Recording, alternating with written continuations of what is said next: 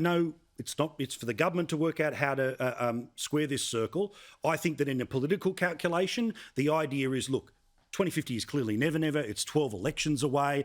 Sure, we'll make the vague commitment, but we're in charge to make sure that the legislative settings and presumably the bureaucratic settings, well, they can kind of kick in after 2030. That's going to be part of their logic, all right? Don't know whether that plays out. We'll all wait and see, but it's the joy of observing rather than being in government.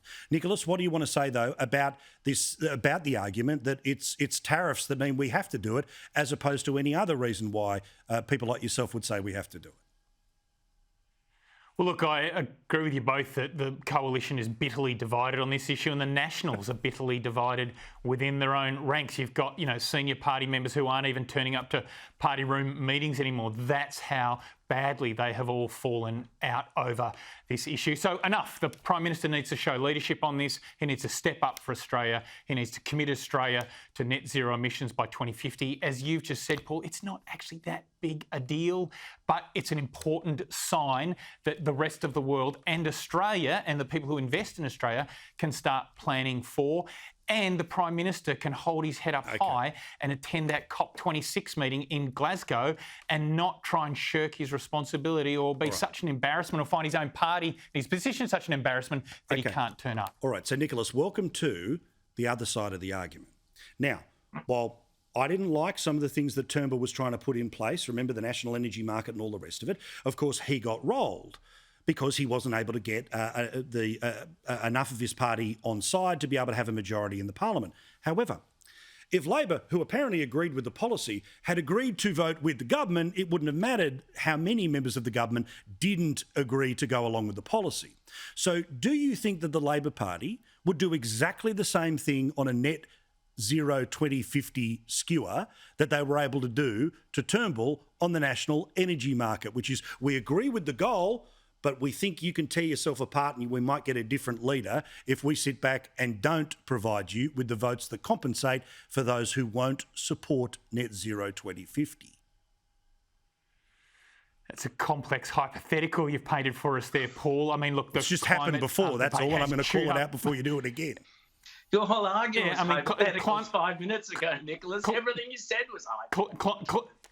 Climate wars have chewed up multiple prime ministers on both sides and multiple party leaders. I mean, Labor is being very clear on net zero by 2050. US, UK, very clear on this. You've got 100 world leaders going to Glasgow there.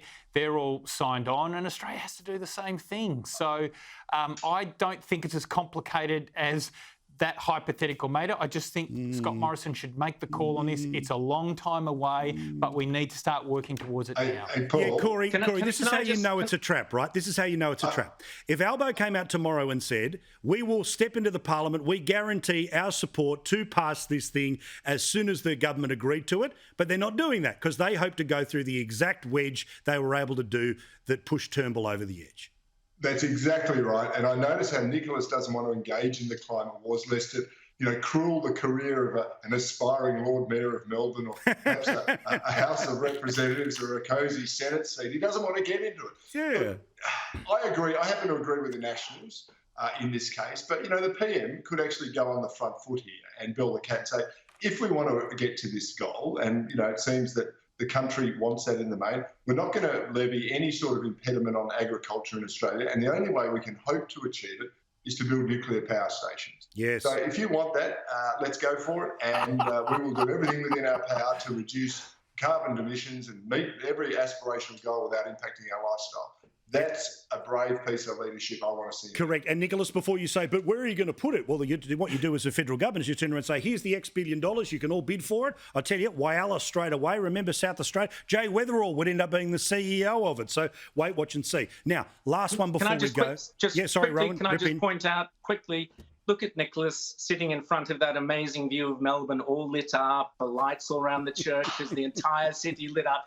every single one of those bloody lights would go out, Nicholas, when we go to net zero, unless we go nuclear. Get real, mate. Every light behind you there would be out absolute and black. nonsense. In fact, you would be in the black. We'd have to listen to your voice without seeing your Well, you could just have those power lines that you can do over the people of Ballarat all with. in black, complete black, just Nicholas in black. Just that's the dulcet tones of his reasoned arguments coming forth across the airwaves. All right, there's something I need to get to, lads. Sorry, Paul, back to you. Hang on a second. I am pleased and proud to tell you, Rowan Dean, that at the City of Melbourne, we're running on 100% renewable power. Oh, of course. So there you go. Lights haven't gone out of town hall. We're running on 100% renewable. And do you generate any of it? Listen, mate. There's nothing happening in Melbourne. It's shut down. Do you generate any all of the it? street lights, town hall, Do you generate any of it? all running on renewables. Do you generate any of it? Not in 2050 today. Sorry, are there wind? To the electorate, you're lying. Is there a bunch of wind farms around the parks of Melbourne I'm not aware of? Because where do you produce this energy?